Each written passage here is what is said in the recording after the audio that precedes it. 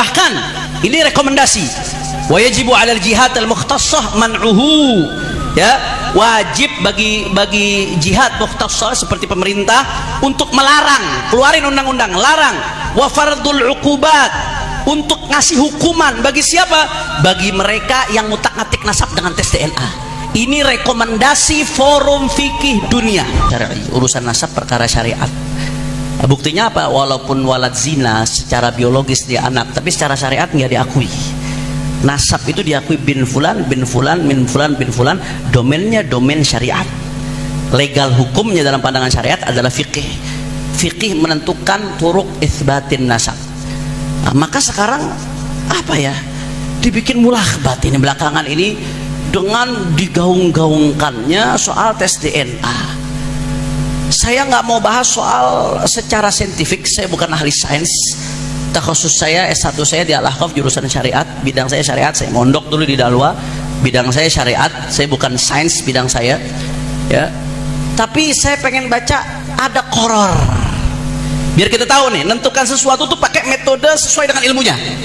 Ada qoror. Qoror dari Majma' Fiqh Islami, Forum Fikih Dunia. Ini Majma' Fiqh Islami, fatwa-fatwanya dijadikan rujukan. Dulu guru-guru kami sebagian di Hadramaut, mufti-mufti tarim yang tulen sekali mazhab Syafi'inya, kalau ada qoror dari Majma' Fiqh Islami diambil, karena yang kumpul ulama-ulama besar. Nah, soal masalah tes DNA ini bagaimana, apakah bisa dipakai buat menetapkan nasab? Saya baca sedikit nih. Jadi jelas ini keputusan Forum Ulama Dunia, Forum Fikih Dunia yang resmi diakui dunia internasional. Karena kan DNA masalah nawazil. Kalau kita nyari kitab klasik nggak bakal ketemu soal DNA. Di sini setelah dilakukan penelitian, penelitiannya bukan hanya sekedar basul masail. Jadi ada penelitian lapangan, penelitian saintifik, kemudian dipanggil ahli-ahli, ahli genetik, ahli kedokteran, ahli-ahli untuk dimintakan pendapatnya, sehingga tasawur tentang DNA-nya tasawur yang sempurna. Karena nggak bisa kita tentukan hukum fikih tanpa tasawur yang benar. Ini bukan satu dua ahli, tapi forum berbagai ahli dari berbagai internasional, kalangan internasional, forum dunia. Setelah dikumpulkan kesimpulannya, akhirnya qorornya apa? Yang pertama, ya saya terjemahkan singkat saja, yang berkaitan langsung dengan nasab. Kalau untuk untuk penyidikan pidana dibenarkan sebagai salah satu qarinah, sebagai salah satu pendukung pidana. Yang kedua, ya, bahwasanya penggunaan nasab fi majalin nasab labudda an yuhad bi muntahal hadar wal hita was sirriyah. Lidzalika la budda an tuqaddama an-nusus wal qawaid asy-syar'iyyah 'ala al-basma al-wirathiyah. Penggunaan DNA, tes DNA di dalam urusan nasab itu harus betul-betul hati-hati dan sirriyah, rahasia. Bukan untuk diungkap ke publik. Kenapa? Walidzalika, karena itu kata beliau, la budda an tuqaddama an-nusus wal qawaid asy-syar'iyyah 'ala al-basma al-wirathiyah. Wajib mengedepankan nas dan kaidah-kaidah syariat daripada tes DNA. Jadi kalau ada menurut nas, menurut catatan udah jelas, nggak usah bicara DNA lagi, udah jelas saudara. Bahkan saya dengar tadi dari Kiai Ali Badri, katanya family tree-nya sendiri mengatakan kalau hasil ini bertentangan dengan catatan, ikutilah catatan keluarga Anda. Itu ada ternyata tadi saya dengar dari beliau katanya. Yang ketiga, ini penting nih, yang lagi rame, la yajuzu syar'an al-i'timad al-basma al-wirathiyah fi nafyi nasab.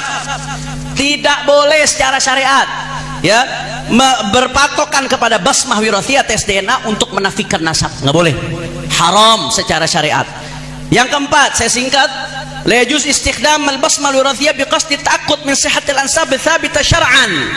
Nggak boleh pakai tes DNA untuk takut, hanya memastikan doang. Takut memastikan min sihhatil ansab tsabita syar'an.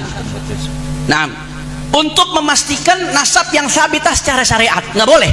Secara syariat nggak boleh. Jadi nasab udah sabit secara syariat, diakui oleh para nasabah, diakui oleh ulama-ulama, haram. Sekedar untuk memastikan saja haram, nggak boleh. Bahkan ini rekomendasi, wa yajibu 'alal jihad al-mukhtassah man'uhu, ya, wajib bagi jihad mukhtassah seperti pemerintah untuk melarang, keluarin undang-undang larang, wa fardul 'uqubat, untuk ngasih hukuman bagi siapa? Bagi mereka yang ngutak-ngatik nasab dengan tes DNA. Ini rekomendasi Forum Fikih Dunia. Kemudian beliau menyebutkan kapan saja boleh dipakai itu tes DNA untuk nasab. Ini ada beberapa surah diantaranya. Ya, contohnya kalau ada orang seperti orang lukoto, ada lakit ketemu di tengah jalan, nggak tahu anak siapa, itu boleh. Atau anak ketukar di rumah sakit karena langsung ke bapak, boleh. Tapi di luar itu nasab-nasab jauh nggak boleh, ikhwan, nggak boleh. Ini diantara yang hadir di forum ini siapa? Diantara yang hadir di forum ini ada Syekh Wahbah Zuhaili, Wahbah Mustafa Zuhaili, Syekh Yusuf Qaradawi, Syekh Muhammad Taqi Uthmani, mufti besar Pakistan. Kemudian di antara yang hadir ada Syekh Abdul Karim Zaidan, ulama-ulama besar, dan masih banyak lagi ulama-ulama yang hadir yang ikut memutuskan keputusan forum fikih dunia seputar tes DNA. Maka saya harap jangan diacak-acak lagi. Ini urusan syariat, jangan dimain-mainin. Ya, ini urusan syariat, jangan dimain-mainkan. Kita akan tanggung jawab nanti di hadapan Allah Subhanahu wa taala. Ini saja yang saya sampaikan. Mudah-mudahan bermanfaat. Assalamualaikum warahmatullahi wabarakatuh.